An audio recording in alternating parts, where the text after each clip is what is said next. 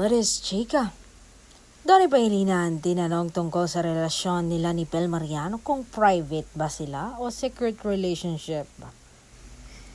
Kasi kami ni Bel, private relationship Protection ang ibig sabihin. Kasi madalas mapagkamala ng dalawang ito na pareho lang pero malaya ang pagkakaiba nila. Ito ang simpleng paliwanag. So, explain ko nga. Yung private relationship, protection talaga yan. Ito yung klase ng relasyon na alam na nga lahat na kayo, pamilya man, kaibigan man, mga taong malapit sa inyo.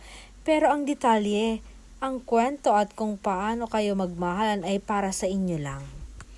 Hindi nyo ito pinapakita sa social media o pinagmamalaki sa buong mundo. Hindi kasi nahihiya kayo, kundi dahil ayaw nyo ng inggit, opinyon ng iba o gulo na makakasira sa inyo. Ang pananaw kasi alam nilang ikaw ang akin. Pero ang lalim ng pagmamahal namin ay sapat na para sa aming dalawa lang ni Bel. Ito yung pagmamahal na may respeto at kapayapaan. Iyan ang meron kami ni Bel.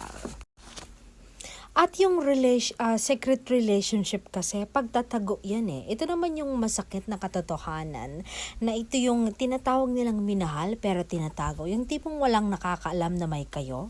Wala sa profile, walang nagkukwento, parang mga estranghero kapag nasa labas. Actions nyo ay parang single pa rin kayo para sa iba. Bakit ito ginagawa?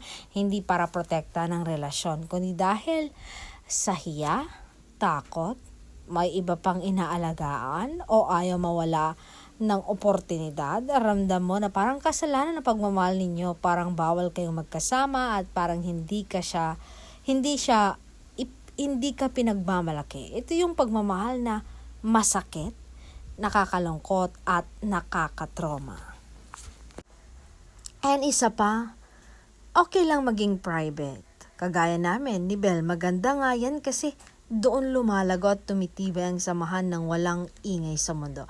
Pero wag kang papayag na maging secret ka lang dahil kapag minahal ka ng totoo, hindi ka itatago. Ikaw mismo ang ipagmamalaki niya.